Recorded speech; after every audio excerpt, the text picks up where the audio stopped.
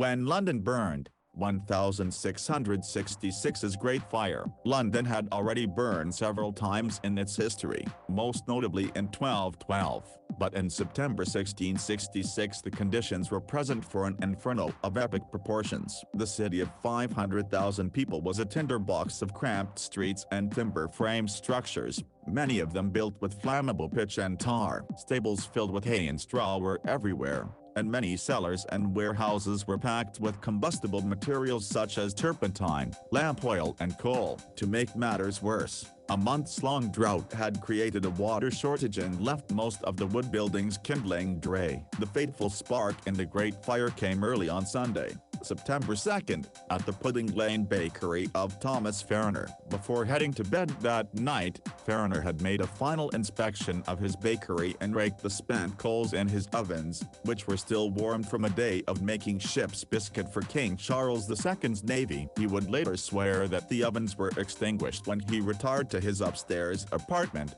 but it seems that a smoldering ember escaped and started a fire. Whatever the cause, at around 1 a.m., Farriner awoke to find his house in flames. Fanned by a powerful easterly wind, the bakery fire soon spread to other buildings on Pudding Lane before leaping to nearby Fish Street, where it torched the stables of a hotel called the Star Inn. When it reached the ship's supply store, it heated up several barrels of tar, which exploded and rained flaming debris across the neighborhood. By sunrise, the inferno was burning out of control across the Thames waterfront. The Great Fire only grew more horrific on September 3rd. By then, the wind had carried sparks and embers across the city, starting scattered fires away from the main blaze. Fearing that the entire city would burn, King Charles II placed his brother James II, Duke of York, in charge of firefighting efforts. The Duke organized fire brigades that used heavy chains, ropes and grapples to pull down houses and create fire breaks to stop the inferno's advance. Yet the blaze was moving so fast that it repeatedly overran the men as they worked. On the other side of the city,